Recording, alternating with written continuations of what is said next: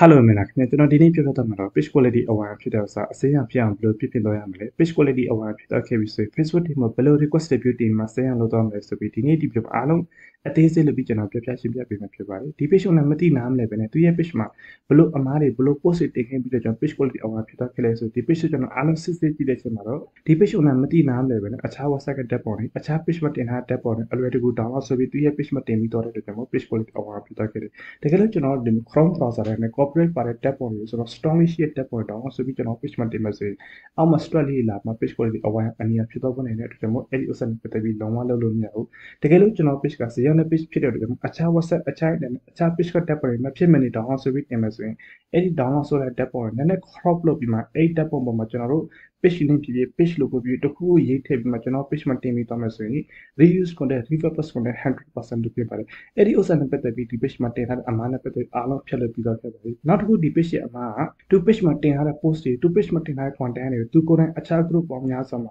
tag ကတလည်းလည်း share လုပ်တဲ့ကျွန်တော် page quality aware ဖြစ်တော့ခဲ့တယ်အဲ့ဒီဥစ္စာနဲ့ပတ်သက်ပြီးလုံးဝလုပ်လို့မရတကယ်လို့ကျွန်တော် page မှာတင်ထားတဲ့ post တွေ content လူအများကြီးကိုချက်ချင်းရောက်စေချင်တယ်ဆိုရင်ကျွန်တော် Facebook team ကိုဒေါ်လာအနည်းငယ်ပေးပြီးကျွန်တော် boost လုပ်ပြီးသွားမယ်ဆိုအဲ့ဒါထိရောက်မှုရှိတယ်တကယ်လို့ sharing လုပ်ပြီးသွားမယ်ဆိုရင်ချက်ချင်းတော့ issue တော့မလာပေမဲ့ sharing လုပ်ပြီးအမှားလုပ်ပြီးနည်းနည်းကြာမှတော့ page quality အနည်းငယ် aware အောင်ဖြစ်သွားခဲ့တဲ့အတွက်ကြောင့်အဲ့ဒါနဲ့ပတ်သက်ပြီးလုံးဝလုပ်လို့မရဘူးကျွန်တော် page မှာအကြောင်းရင်းအမျိုးမျိုးကြောင့် page quality aware ဖြစ်သွားခဲ့တဲ့အနည်းငယ်ဖြစ်သွားခဲ့တဲ့ဆိုရင်ကျွန်တော် page မှာ post အသစ်တွေ content အသစ်တွေ blog တွေနဲ့လူအများကြီးရောများပဲနဲ့ဒီ page မှာရှိတဲ့ follower အနည်းပါးစီပဲရောက်တဲ့အတွက်ကြောင့် reach တွေ reach တွေတဖြည်းဖြည်းကျသွားခဲ့တဲ့အတွက်ကြောင့် attribute ဆက်ဖို့လိုအပ်ပါတယ်တကယ်လို့ကျွန်တော် page က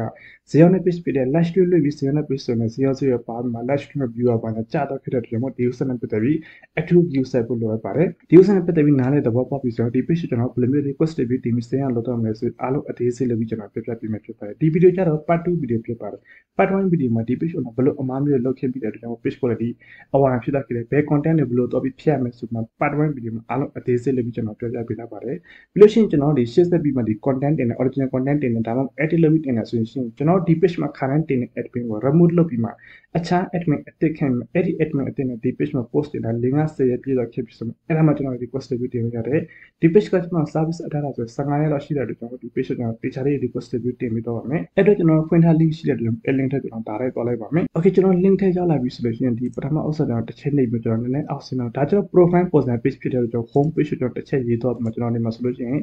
affiliate TMS စာသားကျွန်တော်တခြားလေးရေးပြီးထည့်တော့အဲ့ဒီစာသားလည်းကျွန်တော် page နဲ့ live ဖြစ်အောင်ကျွန်တော် page ကဘာကြောင့် page ကိုလေး aware ဖြစ်သွားခဲ့လဲဘလို့ content မျိုးတင်ခဲ့ပြီးတော့ကျွန်တော် aware ဖြစ်သွားခဲ့ဆိုအဲ့ဒီစာနားလဲသဘောပေါက်ပြီးတခြားလေးရေးပြီးသွားရတဲ့အတွက်ကျွန်တော်အားလုံးကျွန်တော် asset လောက်ထားတယ်ကျွန်တော်အဲ့စာကျွန်တော်တစ်ချက်တော့ပြီး copy play ပါမယ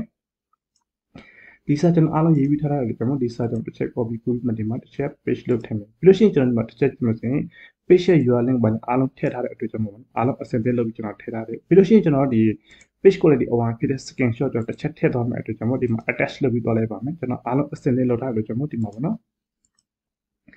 page လုပ်ပြီးတော့ပြီဆိုကျွန်တော်လည်း submit ဆိုပြီးကျွန်တော်ပို့လိုက်ပါမယ်ကျွန်တော်တို့ Facebook team မှာ request ပြုမှတကယ်ကျွန်တော် page မှာဘယ်နေရာအမှားလုပ်ထားမိတယ်ဘယ်နေရာ share လုပ်မိထားတယ်ဘယ်နေရာ copy content တင်ထားတယ်အဲ့ဒီ content ပတ်သက်ပြီးအားလုံးဖြတ်ပြီးမှ content အသစ်တင်ပြီးမှ admin အသစ်နဲ့ content အသစ်ပါနဲ့တင်ပြီးအဲ့ဒါမှကျွန်တော် request ပြုတင်လို့ရတယ်ပေါ့နော်တကယ်လို့ကျွန်တော် page မှာအမှားရှိသေးတယ် copy post copy content ရှိသေးတယ်ဆိုကျွန်တော်တို့ request ပြုဘလာပဲတင်ကျွန်တော် page ကပြန်ပြီးမှမစိမ့်လာတဲ့အတွက်ကျွန်တော် attribute set လို့ရပါတယ် okay ကျွန်တော်ဒီ setup ပြီးတော့ခဲ့ပြီနောက်ထပ် setup တစ်ခုကျွန်တော် request ပြုတော့ပြီးတင်အဲ့ဒါကျွန်တော်ဒီနေ့တစ်ချက်တော့ပြီးမှကျွန်တော်ဒီမှာဆိုဒီ link ကိုကျွန်တော်တစ်ချက် copy ပြရပါမယ်ပြီးလို့ရှိရင်ကျွန်တော်ဒီညတစ်ချက်လာပြီးကျွန်တော်ဒီမှာ link ကိုတစ်ချက် page လုပ်သွားပါဒါကြောင့်ကျွန်တော်ဒီအခုနောက်ပိုင်း edit အသစ်ဖြစ်တဲ့အတွက်ကျွန်တော်ဒီညတစ်ချက် request ပြုတော့ပြီးကျွန်တော် sensor project deposit ပေါ်လာမှာ deposit ပေါ်လာခဲ့ဆိုအားလုံးကျွန်တော် setup complete ဖြစ်သွားကျွန်တော်နောက်ထပ်တင်နေလာပြီး request ပြုတင်ပြီးတော့အတွက်ကျွန်တော်ဒီနေ့မှာဆို affiliate တင်မှာစာသားကျွန်တော်တခြားရေးပြီးထည့်တော့မယ်အခုနောက်ကျွန်တော်ဒီစာသားထည့်တယ်အခုတစ်ခေါက်မှလည်းကျွန်တော်ဒီစာသားကျွန်တော်တစ်ချက်ရေးပြီးထည့်တော့မယ်ကျွန်တော်ဒီလိုစာတစ်ချက် copy ပို့ပြီးမှဒီမှာတစ်ချက်page လုပ်ပြီးထည့်လိုက်ပါမယ် okay ကျွန်တော်အားလုံးထည့်လို့ပြီးတော့ခဲ့ပြီဆိုကျွန်တော်လေး submit ဆိုပြီးပို့လိုက်ပါမယ် okay ကျွန်တော်အားလုံး submit လုပ်လို့ပြီးတော့ခဲ့ပြီဆိုရင်ကျွန်တော်ဒီ page မှာကျွန်တော် page မှာဒီ submit ဘာညာအားလုံးတင်လို့ပြီးတော့ခဲ့ပြီဆိုကျွန်တော် page မှာရှင်းဆက်ပြီးကျွန်တော် content တွေ copy content ဘာညာတင်လို့မရတကယ်လို့မဖြစ်မနေ copy content ဘာညာတင်မယ်ဆိုရင်တော့ပဲအခုနပြောတဲ့အတိုင်းကျွန်တော် copy ကူးလာတဲ့ တက်ပုံလို့တေချာလေး edit လုပ်ပြီးကျွန်တော် page မှာတင်ပြီးတော့မယ်ဆိုရင် reuse content repurpose content 100% လုပ်ပြီးမယ်နောက်တစ်ခုကျကျွန်တော် video နဲ့ပတ်သက်ပြီးကျွန်တော်ပြောပြပေးမယ်ကျွန်တော် page မှာ video တင်တဲ့အခါမှာနောက်ခံတက်ချင်းလေးကျွန်တော် YouTube channel တက်ချင်းလေးတွေ YouTube channel no copy song လေးကျွန်တော် download ဆိုပြီးပြင်ပြခဲ့လုပ်ပြီးထည့်တဲ့အခါမှာကျွန်တော်အဲ့နောက်ခံတက်ချင်းကကျွန်တော် page က violate ဖြစ်တော့ခဲ့တဲ့ page ကိုလည်းအနည်းအဝါဖြစ်တော့ခဲ့တဲ့အတွက် edit နဲ့ပတ်သက်ပြီးလုံးဝလုပ်လို့မရဘူးတကယ်လို့ကျွန်တော်တို့ YouTube channel no copy song က YouTube channel အတွက်တည်တဲ့ပြတယ် Facebook page အတွက် Facebook page ခေတဲ့ student မှာ no copy song တည်တဲ့ချပေးထားပါတယ်အဲ့ဒီဥစ္စာနဲ့ပတ်သက်ပြီး video ကျွန်တော်ထိမှလုပ်ပြီးတင်ထားပေးတယ်ဥစ္စာတစ်ချက်တော့ကြည့်နိုင်ပါတယ် okay ဒီနေ့ဒီ plan ဒီလောက်ပဲအားလုံးကျွန်တော်ကျေးဇူးတင်ပါတယ်ဒီ page ကပြန်စိမ့်တော့ခဲ့ပြီဆိုရင်ကျွန်တော်ရဲ့ page မှာကျွန်တော် live group အနေနဲ့ screenshot ရိုက်ပြီးကျွန်တော် page မှာကျွန်တော်တင်ပြီးတော့ပါမယ်အားလုံးကျွန်တော်ကျေးဇူးတင်ပါတယ်တကယ်လို့လူချင်းမင်းရဲ့ page ပဲဖြစ်စေ add account မှာဖြစ်စေအဲ့ဒါတခုကျွန်တော်တွေ့လိုက်ခဲ့ရင်တော့အပေါ် Viber နံပါတ်တစ်ဆင့် contact လုပ်မှမြင်ရောက်နိုင်ပါတယ်အားလုံးကျွန်တော်ကျေးဇူးတင်ပါတယ်